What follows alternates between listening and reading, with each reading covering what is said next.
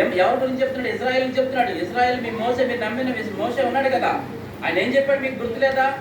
ఏమన్నాడు ఆయన? మీ సహోదరులలో నుండి మీ కొరకు పుట్టించును, మీ ప్రవక్తలలో మీ సహోదరుల నుండి మీ కొరకు ఒకరిని పుట్టిస్తాను. ఆయన మీతో ఏమి చెప్పినను అన్ని విషయములలో మీరు ఆయన మాట వినవలెను. ఆ ప్రవక్త మాట వినని వాడు ప్రజలలో ఉండకుండా సర్వనాశనం మగును అని. విన్నారా? విన్నారండి ఇశ్రాయేలీయులు? విన్నారా? ఇద్దరే ఉన్నారు. 6 లక్షల మందిలో 6 లక్షల మందిలో 10 మందిలో ఇద్దరు కాదు. మన యొక్క విశ్వాసం ఎలా ఉంది? ఎంత జరగబోయేది? నువ్వు నమ్మితే సరే, నమ్మకపోతే యాపనలో యుగ యుగాలు కొన్ని రోజుల నుండి బయటకు వచ్చేసరి కాదు. అది యుగ యుగాలు, అక్కడ మరణం అన్నది లేదు నీకు. యుగ యుగాలు నువ్వు అక్కడ ఆ మంటల్లో మగ్గుతూనే ఉండాలి, కాలిపోతూనే ఉండాలి. అక్కడ అంటాడు పురుగు చావదు, అగ్ని ఆరదు. పురుగు చచ్చిపోతే బాగున్నావు అగ్ని మీద. ఆ మంటలాగా ఉంటూనే ఉంటాయి. ఈ మంటలకి పురుగు పెనం మీద వేసిన తర్వాత గెంతుతూనే ఉంటుంది, కానీ చచ్చిపోదు. అది బాగుంటుందా?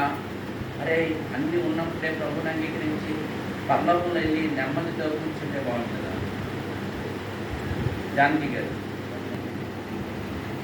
లేదు, కొన్నిసార్లు అలా కూడా కుదరదు, జాగ్రత్త.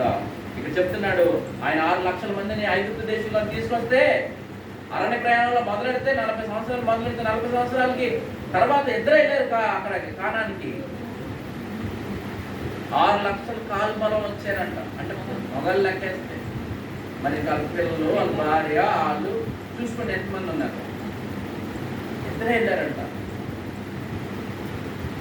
ఆ ఇద్దరిలో మనం ఉన్నామా లేదా, ఉండాలా ఉండకూడదా అని మీరు ఆలోచన చేస్తారు.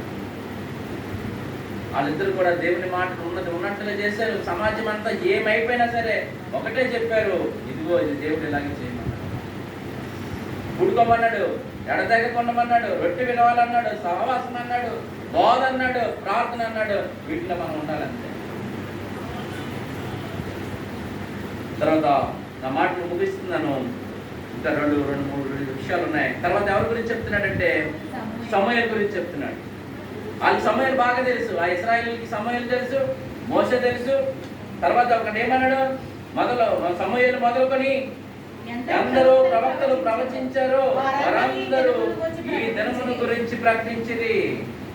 ఇదన్నాడు, ఆ ప్రవక్తలను దేవుడు అబ్రహాముతో నీ సంతానమునందు భూలోక వంశములన్నీ ఆశీర్వదింపబడినని చెప్పి మీ పితరులతో చేసిన నిబంధనను మీరు వారసులై ఉన్నారు. దేవుడు అంటే ఇక్కడ చెప్పింది ఎవరి గురించి అంటే అబ్రహాం గురించి చెప్పాడు. ఇదే 12వ అధ్యాయం, ఆదికాండం 12వ అధ్యాయం 2వ వచనంలోని కోడింగ్ ఇక్కడ మళ్ళా పేతురు చేస్తా ఉన్నాడు. వీళ్ళందరూ ఇశ్రాయేలీయులు. అబ్రహాము ఆ పెంటాట్యూడ్స్ అంటే 5 ఉన్నాయి కదా, ఈ 5 తెలుసు వాళ్ళకి. 5 విషయాలు తెలుసు కాబట్టి వీళ్ళకి ఆ విషయాలే కోట్ చేస్తూ చెప్తా ఉన్నాడు. ఆ విషయాల గురించి మాట్లాడుతూ ఉన్న తర్వాత ఏమన్నాడంటే 26లో దేవుడు తన సేవకుని పుట్టించి, అంటే దేవుడు పుట్టించి అంటే దాని అర్థం ఏంటంటే దేవుడు తన సేవకుని లేపి పుట్టినట్టుగా చూడండి.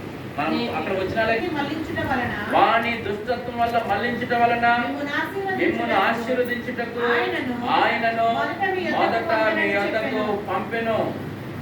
మొదట ఆయనను ఎక్కడ పంపాడంటే ఆయన ఒక్కడే ప్రథమ ఫలముగా మనందరికన్నా ముందు లేచినవాడు. ప్రథమ ఫలముల పండగ ఆయనే మొదటి ప్రథమ ఫలముల పండగ ఆయనే మొదట. 39 గ్రంథాల్లో ఉన్న ప్రవక్తలు ఏదైతే చెప్పాడో అదంతా కూడా 4 సువార్తల్లో జరిగింది. ఆ సువార్తలో జరిగిన తర్వాత అపోస్తల కార్యాలయానికి శిష్యుల్ని నిలబెట్టాడు. ఆ శిష్యులు పరిశుద్ధాత్మను పొందుకున్నారు. ఇప్పుడు వాళ్ళందరూ కూడా కార్యాలు చేస్తూ ఉన్నారు. ఇదంతా కూడా మనము ఇప్పుడు వరకు వింటూ ఉన్నాం. కుంటి ఏమన్నా కుంటివాడు స్వస్థపరచు గురించి ఆ సందర్భంగా అక్కడ వచ్చిన వాళ్ళందరికీ కూడా పేతురు ఇశ్రాయేలీయులందరికీ ఫుల్గా దేవుని గురించి చెప్పాడు.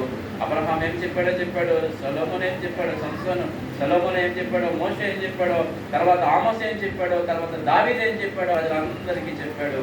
చెప్పి వాళ్ళందరిలో కొంతమందిని ఏం చేశాడు, అగ్నిలోంచి లాగినట్లు కొంతమందిని లాగి, కొంతమంది దుష్టత్వంలో ఉన్న వాళ్ళందరినీ కూడా మలిచాడు. అదే కదా చెప్పాడు లాస్ట్లో ఏమన్నాడు అక్కడ 3వ అధ్యాయంలో, సేవకుని లేపి మీలో ప్రతి వానిని వాని దుష్టత్వం నుండి మళ్లించుట వలన మిమ్మును ఆశీర్వదించుటకు ఆయన మొదట మీ యొద్దకు పంపినని, యేసుని మీ యొద్దకు పంపినని చెప్పాను. అందరూ రక్షణ జరగాలి. ఇంకా ఏది రాక రావాలంటే కూడా ఎవరు కావాలండి? ఇశ్రాయేలు రక్షణ అంతా కూడా అవ్వాలి. తర్వాత అన్ని జనులు అంతా కూడా సంపూర్ణం అవ్వాలి. అయిన తర్వాత ఆయన రాకడ దేవుడు మీ మాటలో మీ వినికిలు